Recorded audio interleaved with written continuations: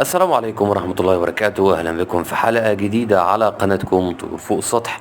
يا رب تكونوا بألف خير وصحة وسلامة، ويا رب دايما مشاريعكم في تربية الطيور تكون ناجحة ومحققة ليكم كل اللي انتوا بتتمنوه.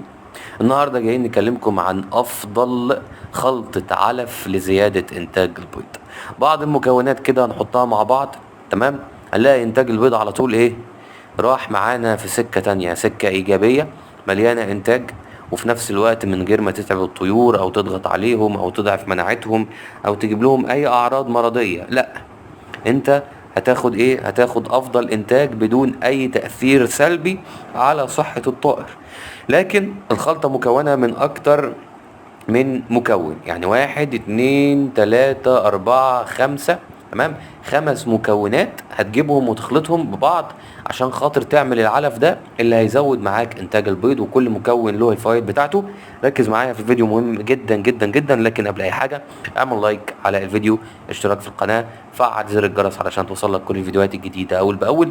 ويلا بينا ندخل في الموضوع على طول. اول مكون معانا هو الذرة. يعتبر الذرة من اكتر الحبوب وفرة، لانه سهل في الهضم، ويعتبر احد المصادر الرئيسية الهامة للكربوهيدرات. الذرة الصفراء العادية بتحتوي على مادة معينة كده، وبتوفر فيتامين A. المادة دي بتعتبر غذاء افضل من الذرة البيضاء اللي هي الذرة الصفراء. مسحوق الذرة له نفس القيمة الغذائية زي الحبوب الكاملة، وبيستعمل لحد بعيد في أغذية التسمين للكتاكيت النامية والدجاج البياض، تمام.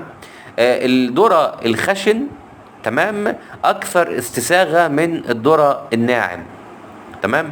يعني الطيور بتحب الخشن أكتر من الناعم، ولكن الأكثر اتباعا إنه بيطحن الذرة قبل التغذية، وبترتفع بذلك قيمته الغذائية. ويتكون غذاء الذرة من قشور الذرة والأجنة اللي هو القلب بتاع الذرة، تمام، وبعض الخلايا النشوية، ويعتبر غذاء جيد للدواجن لوحده. يعني الذرة ده يعتبر غذاء جيد للدواجن لوحده، ما بالك بقى لما تحطه وسط الخلطة اللي هي من 5 مكونات. تاني حاجة معانا هي القمح. القمح الكامل بيكون محتوي لجزء كبير جدا من الطاقة، تمام، زي الطاقة اللي موجودة في الذرة. بيحتوي على نسبة برضو عالية من البروتين. محتوى البروتين ما بين 10 ل 13% من القمح، وبتعتمد النسبة دي على نوع القمح والمكان اللي بتزرع فيه القمح. ومن الجدير بالذكر برضو ان القمح عنده طبيعة جيلاتينية كده، يعني لما بيطحن بيستعمل بكميات كبيرة، بيعمل على لصق مناقير الطيور، تمام، وده بيؤدي الى موت الانسجة الحية. والطحن الخشن للقمح ممكن يحد من هذه المشكلة، وبيستعمل القمح في علائق الدجاج بمعدل 60%، ممكن يصل ل 60%. وممكن طبعا تستخدمه اقل من كده، لكن لو وصلته ل 60% مش هيكون مضر بالنسبة للطيور، تمام. الشعير المكون الثالث معانا في الخلطة العلفية دي.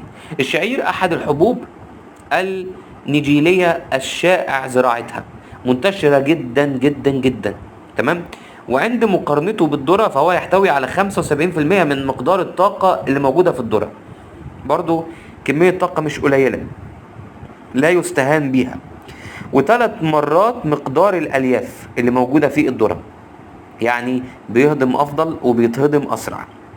يعتبر طبعا مادة العلف بتاعة الشعير، ولما تحط الشعير في العلف اللي انت بتكونه يعتبر كده العلف غني بالكربوهيدرات برضو، لأن الشعير فيه كربوهيدرات. ده بالنسبة للمكون رقم 3. تعالى بعد كده نروح للمكون رقم 4. رجيع الأرز. بيتكون رجيع الأرز أساسا من الغلاف الداخلي لحبة الأرز إضافة إلى الجنين، وبيحتوي على نسبة جيدة من فيتامينات ب أو بي المركبة، ويتم استخدامه بنسبة من 5 ل 20% من علائق الدجاج. يعني تقدر تستخدمه من 5% لحد 20%، ما تقللش عن 5% وما تزودش عن 20%. ما تزودش عن 20%. ده معناه ان حضرتك بمنتهى البساطة هتاخد تأثير كبير جدا لو استخدمت 5%، وهتاخد برضه تأثير أكبر بكتير لو استخدمت 10% أو 15% و20%، تمام. فالموضوع بسيط يعني. لما تيجي تستخدم رجيع الارز ممكن تستخدمه لوحده، ويفضل تستخدمه وسط الخلطه اللي احنا بنتكلم عنها دي بالنسبه اللي بقول لك عليها.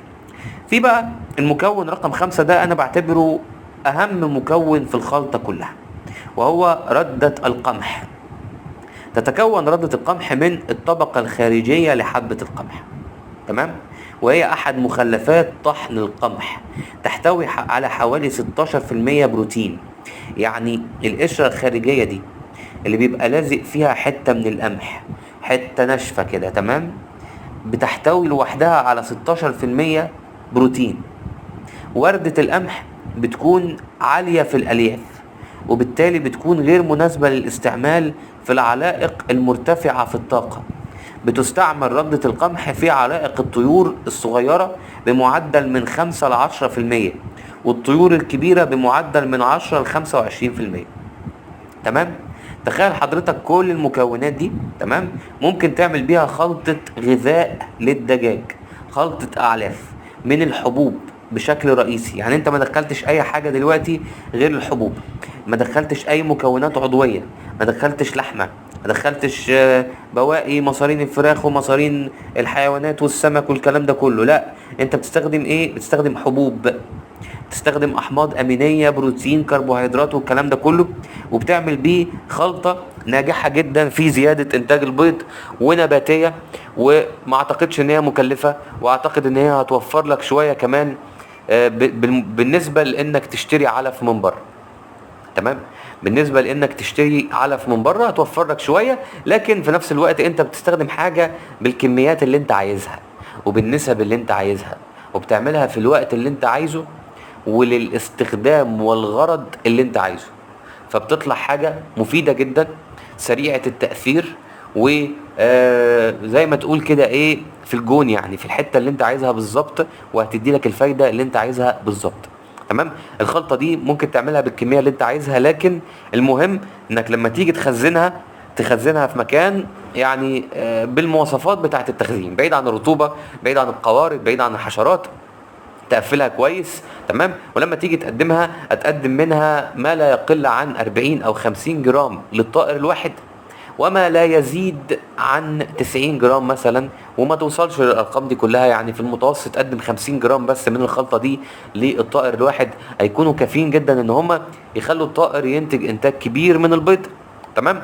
وترفع مناعته، وكمان تحافظ عليه من اي تأثيرات من سموم العلف اللي بنجيبه من بره. ده كان الفيديو. ما تنساش تعمل لايك على الفيديو واشتراك في القناة وتفعل زر الجرس علشان توصلك كل الفيديوهات الجديدة اول باول، ونشوفك على الف خير في حلقات جديدة. والسلام عليكم ورحمة الله وبركاته.